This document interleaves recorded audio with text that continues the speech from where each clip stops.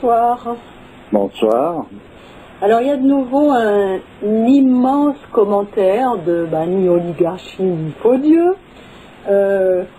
avec comme point de départ donc l'audio que j'ai fait sur les paroles de la petite Thérèse de Lisieux dans l'audio Le Grain de Sable. Des paroles que je trouve personnellement merveilleuses. Hein. Ouais. Voilà. Donc qui remet en question tout un tas de choses. Oui, il remet en question, j'ai vu ça.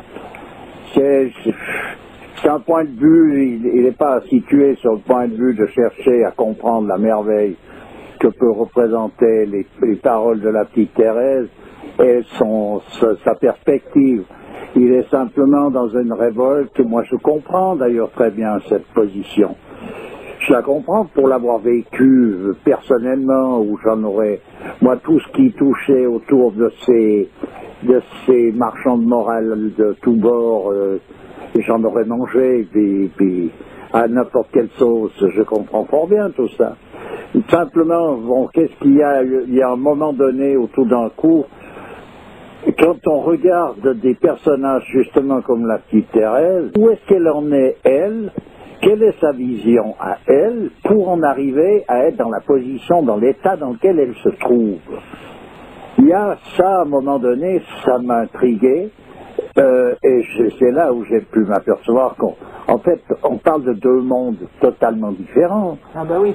Soit on parle de ce que représente en soi-même la grandeur d'une tradition dans son essence, ou alors on patauge dans des considérations humaines, c'est-à-dire qu'est-ce que les hommes ont pu faire en s'emparant de ces données. Ils en ont fait quelque chose de totalement embouffable, comme on dit, impossible à digérer. Alors lui, il est toujours dans cet impossible à digérer, et puis on ne va pas lui demander de comprendre qu'il faudrait digérer ça, il n'y a rien à digérer, c'est juste. Cette manière d'être qui a pu avoir le clergé à certaines époques, l'Inquisition, tout ce tralala, quand tu vois le Ku Klux Klan, qui est une secte protestante, tu vois. On peut en dire autant pour l'islam actuellement. Oui, quand tu vois dans l'islam ce qui se passe, ces mouvements islamistes qui massacrent, c'est toujours un truc où il faut absolument qu'il y ait des gens qui pleurent, qui grincent, qui souffrent au nom d'une grandeur prétendue, d'un Dieu merveilleux, etc. Je comprends très bien qu'ils soient dans un état de révolte. C'est une fumisterie complète, toute cette histoire-là. C'est une saleté innommable qui a été faite au nom de toutes les religions possibles. C'est fait que des saletés. L'homme a réussi à saligoter ça. Tu peux lui donner de l'or, lui il en fait du plomb. Tu comprends? Alors moi, ce qui m'a intéressé à un moment donné, c'est de voir les vrais alchimistes qui, eux, font l'inverse. Et on le sait que les plus grands détracteurs des religions, ce sont les religieux eux-mêmes, la plupart du temps. Oui, mais enfin, ils sont des détracteurs, après, c'est pas même des détracteurs, c'est qu'à un moment donné, quand tu... Les pseudo-religieux, je veux dire. Quand tu prends quelque chose, puis t'en fais autre chose, tu le fais simplement, tu adaptes, ils ont adapté les paroles de religieuses ou la religion, pour en faire, ils ont adapté ça à leur état. Mais je regrette, mais pour un assassin, quoi que tu lui mettes dans les mains, ça va servir à tuer. Ça fait quoi? Tu vois, et c'est pas possible. Tu peux lui donner tout ce que tu veux. Il va chercher par quel moyen comment est-ce qu'il va pouvoir utiliser ça pour tuer. C'est normal. Tu comprends? Alors, ni oligarchie, faux Dieu, lui, il parle toujours de ces personnages-là, qui sont effectivement en avant dans la société, qui s'emparent de toutes ces grandes paroles, les belles choses que la tradition peut apporter, pour rendre à l'esclavage leur entourage. Mais ça, c'est ok, ça, c'est bien compris. L'histoire, c'est que ça n'a pas de rapport. Il faut comprendre que ça n'a pas de rapport avec ce que l'on cherche à montrer, dans le sens que, pour moi, cette petite Thérèse, par exemple, c'est une merveille, et cette merveille est possible, et le terrain dans lequel une merveille comme ça peut pousser se trouve être le milieu, se trouve être la religion, mais dans son essence même, dans sa réalité, dans ce qu'elle est foncièrement, et non pas dans ce qu'elle est devenue dans les mains des saligots. Voilà. C'est ça qui, voilà, pour moi, ce qui m'intéresse, c'est ça, parce que le restant, on le connaît, on le vit, on l'a sous les yeux, on l'a dans les oreilles, on l'a à longueur d'année, à longueur de journée, on n'entend plus que ça, on ne vit que ça, il se passe que des saletés de partout. Partout, dans le monde entier, on est dans la salle, on est en train de saligoter des choses. On tue des gens pour rien, on les fait souffrir, des enfants, des femmes, de tout ce que tu veux. Tout est là, c'est une décadence totale, on la connaît, c'est bon. Alors comment est-ce qu'il y a des personnages qui peuvent, eux, voir les choses comme la petite Thérèse a pu nous les exprimer? Faut qu'elle aille se promener dans une prairie qui échappe à tous ces braves, à tous ces gens qui veulent refaire le monde dans tous les sens du terme. Ça échappe totalement. Alors moi, ça m'intéressait d'essayer de pouvoir jeter un œil dans ce paysage-là. Ouais. Voilà. À un moment dans le commentaire, il fait le culte de Robespierre qui serait, à son avis, un avertisseur plus véritable que Guénon. Guénon qui n'a nullement mis en évidence l'essentiel en matière de croyance. Il dit ça, c'est normal par rapport au point de vue sur lequel il est posé. Évidemment que pour moi, c'est exactement l'inverse. Robespierre, c'est un personnage, moi je comprends bien qu'on puisse l'admirer. À un moment donné, dans le sens qu'il est venu là combattre l'injustice, et il était un but d'une certaine justice pour combattre cette injustice. Il a simplement fait le porte-drapeau pour les mêmes fauteurs de troubles qui ont perpétué le trouble à travers l'humanité, ce qui veut dire qu'à un moment donné, quand ils n'ont plus besoin de lui, il a aussi passé à la guillotine comme les autres. C'est entendu, mais je veux dire, il s'est préoccupé d'en acheter des choses qui étaient dans la pratique, dans la vie courante, dans les faits. Là, on est là, devant telle ou telle injustice, on va lutter de telle manière, etc. Bon, tout ça, mais on veut pas lui reprocher, il n'y a rien à lui reprocher là-dessus. Simplement, c'est pas de ça dont il s'agit, en l'occurrence, quand on va donner un aperçu de ce que peut avoir dit ou être, ce que peut être une petite Thérèse, là, ça n'a rien à voir avec tout ça. Donc, ça ne sert à rien de faire un lien entre deux choses qui sont séparées par principe. Oui. On va essayer de réunir des choses qui ne sont pas possibles de réunir. Robespierre, est-ce qu'on peut le mettre sur le plan d'un humaniste? Mais c'est un personnage qui est toi, il s'est bataillé, il avait certainement une envergure, hein, puis il a fait front, il s'est battu, là. Il voulait faire régner la justice, il avait ça en lui. Je pense que dans la situation dans laquelle il s'est trouvé, ce qu'il a fait, son point de vue, moi je ne vais pas le démolir. Il aurait dit donc... Simplement, ça ne m'intéresse pas. Je te cite une ou deux de ses phrases à Robespierre. L'idée de l'être suprême est un rappel continuel à la justice, elle est donc sociale et républicaine. Oui, mais elle est donc, tu vois, c'est des grands mots, tout est bien. Vu par son point de vue, tout est parfait, il n'y a pas à discuter, je ne vais pas aller contrer Robespierre sur son terrain. C'est simplement que, pour moi, ce terrain-là ne m'intéresse pas. C'est tout, ou plutôt, je dirais, ne m'intéresse plus, dans le sens que j'ai été jeté aussi l'œil, j'ai vu à un moment donné dans ma jeunesse cette révolte contre toute cette injustice qui nous entoure et qui se veut toujours être les personnages qui veulent nous donner les leçons, qui veulent nous faire de la morale, qui veulent nous expliquer ce qu'on a à faire ou à ne pas faire, qui sont eux-mêmes en quelque sorte des suppôts de la décadence systématique. Donc j'ai eu, moi la révolte, je l'ai eu, je comprends s'y révolter. Simplement, disons que l'intérêt pour ces choses-là a disparu pour moi quand j'ai pu rencontrer les vrais, c'est-à-dire ceux qui n'ont pas fait ni révolution, ni anti-révolution, ni contre-révolution, ni rien de spécial. Ils ne sont pas occupés de prendre un pouvoir quelconque, ils sont dans une autre histoire totale, telle que justement cette petite Thérèse qui, elle, veut aller voir ce qui se passe véritablement dans ce ciel dont il est parlé dans la tradition. Voilà, ils ne veulent pas prendre ces paroles pour en faire un boniment, pour essayer d'attirer les gens dans un guêpier. Ils veulent aller voir quel est ce ciel, ils veulent pénétrer à l'intérieur de ça. Alors moi c'est ces personnages-là qu'à un moment donné, j'ai pu voir une dimension qui était tout autre, qui n'avait plus rien à voir avec toute cette espèce de fatras où c'est que des conflits perpétuels. Et puis ces conflits, tu peux à un moment donné savoir qu'on est dans un cycle où c'est normal qu'il y ait des conflits, puisqu'on est dans le temps des conflits.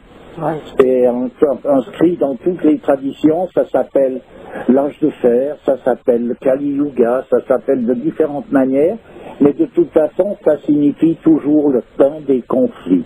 Donc tout ça, c'est une affaire classée. On peut passer donc à autre chose. Oui, tout ne peut prendre que la teinte du conflit. Donc, voilà, la seule possibilité d'échapper, c'est de tenir très à cœur l'essence même des choses, c'est-à-dire cet essentiel véritable. Là, actuellement, on parle de la petite Thérèse de Lisieux, mais il y a d'autres personnages aussi. Ah, mais bien sûr, mais là, il s'agit d'elle. Les autres personnages, c'est des personnages qui ont suivi aussi, qui ont été voir, comme je dis, ils sont allés voir ce ciel dont il est parlé dans la tradition. Et alors après, chacun y gagne sa nature, par un chemin ou par un autre. Et d'ailleurs, on parle de personnages qui sont issus de traditions diverses et variées. Des personnages qui sortent de la tradition hindouiste ou bouddhiste, enfin, je veux dire... Il n'y a pas un monopole particulier dans une tradition qui va faire des saints et une autre tradition qui va ne pas pouvoir en faire. Ça n'a aucun sens. C'est tout des paroles qui sont insensées, ça, voilà.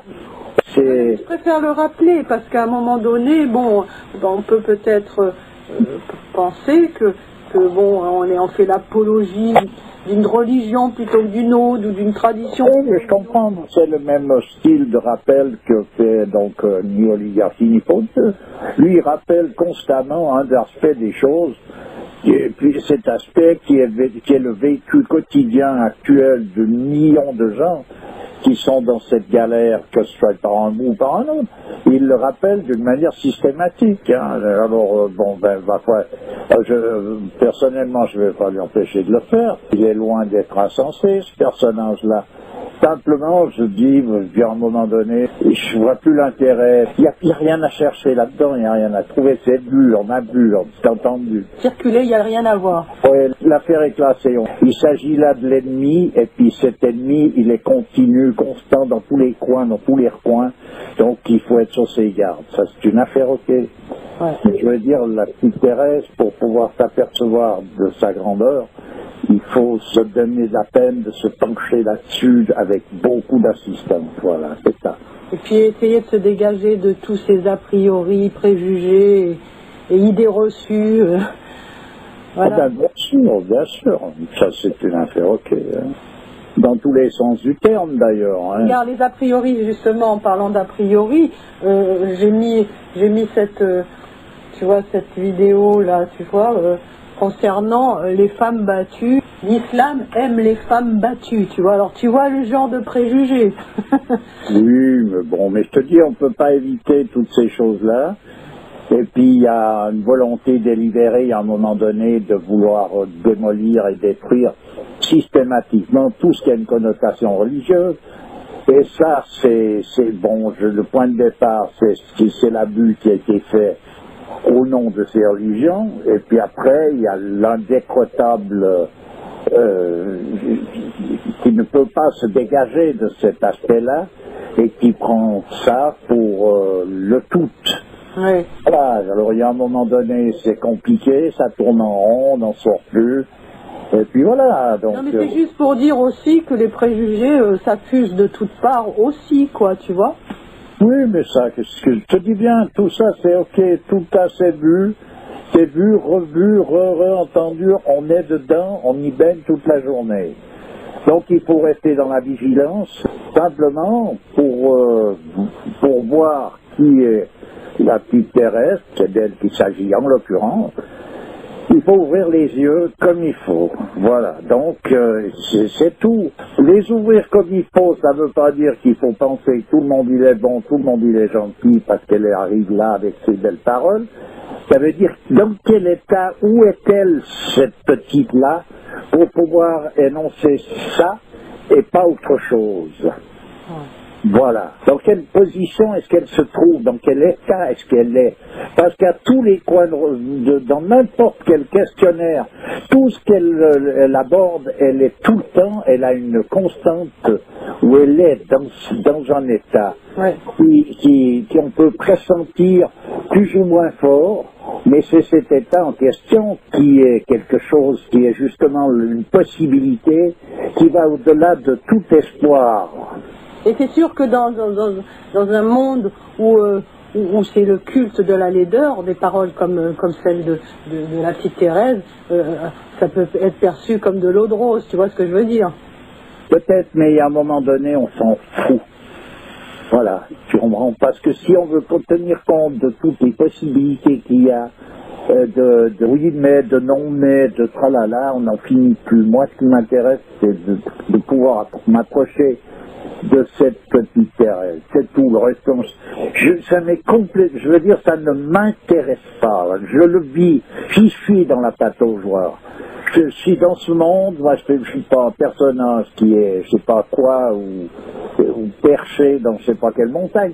Je suis dans cette confiote là. Est-ce qu'on peut considérer que la petite Thérèse c'est ton garde-fou? Écoute, moi, ce qu'il y a, c'est que ce soit d'ailleurs la petite Thérèse ou d'autres personnages de cette envergure, pour moi, c'est les flambeaux, c'est eux qui nous éclairent le chemin. Et ces personnages-là sont l'expression même de cette lumière divine. Voilà ce qu'ils sont. Donc c'est pas ils nous font voir Dieu ou nous font comprendre ici, c'est Dieu lui-même qui vient se manifester à nous sous la forme humaine. Voilà ce qu'est un homme, voilà ce qu'est une femme dans sa réalité foncière. C'est clair, net et précis. Okay. On y voit ou on n'y voit pas, c'est une autre histoire. Ok, écoute, je te remercie.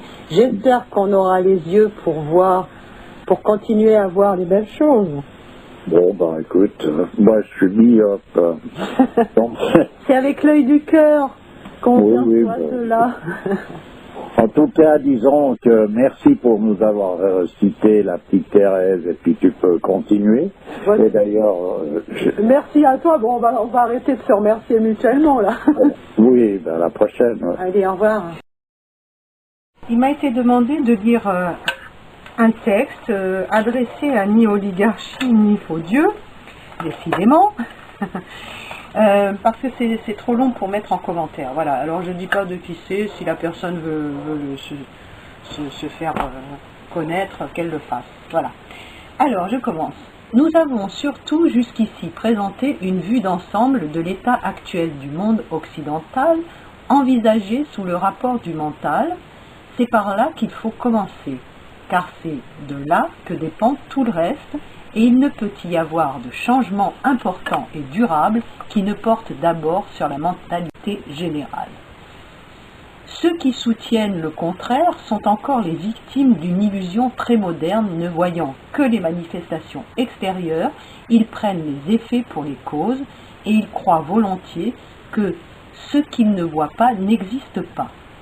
Ce qu'on appelle matérialisme historique, ou la tendance à tout ramener aux faits économiques, est un remarquable exemple de cette illusion.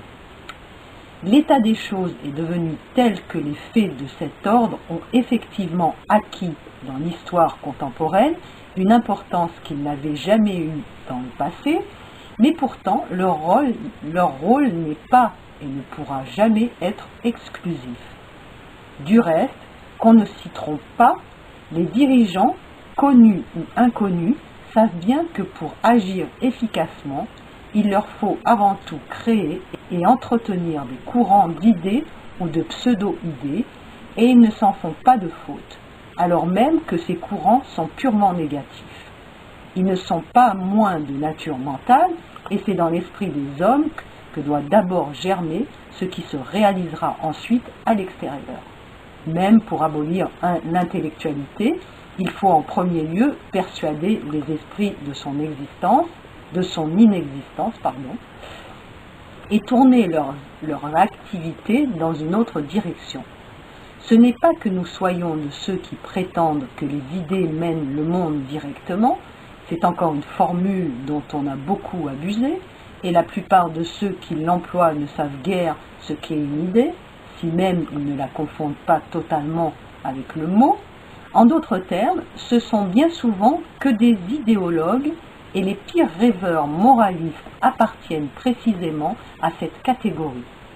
Au nom des chimères qu'ils appellent droit et justice, et qui n'ont rien à voir avec les idées vraies, ils ont exercé dans les événements une influence trop néfaste et dont les conséquences se font trop lourdement sentir pour qu'il soit nécessaire d'insister sur ce que nous voulons dire. Mais il n'est pas que des naïfs en pareil cas, il y a aussi, comme toujours, ceux qui les mènent à leur insu, qui les exploitent et qui se servent d'eux en vue d'intérêts beaucoup plus positifs. Quoi qu'il en soit, comme nous sommes tentés de le redire à tout instant, ce qui importe avant tout, c'est de savoir mettre chaque chose à sa vraie place. L'idée pure n'a aucun rapport immédiat avec le domaine de l'action, et elle ne peut avoir sur l'extérieur l'influence directe qu'exerce le sentiment. Mais l'idée n'en est pas moins le principe, ce par quoi tout doit commencer, sous peine d'être dépourvu de toute base solide. Le sentiment, s'il n'est guidé et contrôlé par l'idée, n'engendre qu'erreur, désordre et obscurité. Il ne s'agit pas d'abolir le sentiment, mais de le maintenir dans ses bornes légitimes, et de même pour toutes les autres contingences. La restauration d'une véritable intellectualité, ne fût-ce que dans une élite restreinte, au moins au début, nous apparaît comme le seul moyen de mettre fin à la confusion mentale qui règne en Occident. Ce n'est que par là que peuvent être dissipées tant de vaines illusions qui encombrent l'esprit de nos contemporains, tant de superstitions, autrement ridicules et dénuées de fondement que toutes celles dont se moquent à tort et à travers les gens qui veulent passer pour éclairés, et ce n'est que par là aussi que l'on pourra trouver un terrain d'entente avec les peuples orientaux. En effet, tout ce que nous avons dit représente fidèlement non seulement notre propre pensée, qui n'importe guère en elle-même, mais aussi ce qui est bien plus digne de considération, le jugement que l'Orient porte sur l'Occident lorsqu'il consent à s'en occuper autrement que pour opposer à son action envahissante cette résistance toute passive que l'Occident ne peut comprendre parce qu'elle suppose une puissance intérieure dont il n'a pas l'équivalent et contre laquelle nulle force brutale ne saurait prévaloir. Cette puissance est au-delà de la vie, elle est supérieure à l'action et à tout ce qui se passe. Elle est étrangère au temps et elle est comme une participation à l'immuabilité suprême. Si l'oriental peut subir patiemment la domination matérielle de l'Occident, c'est parce qu'il sait la relativité des choses transitoires et c'est parce qu'il porte au plus profond de son être la conscience de l'éternité. Voilà, c'est un extrait de Orient et Occident de M. Guénon. Voilà, allez, au revoir.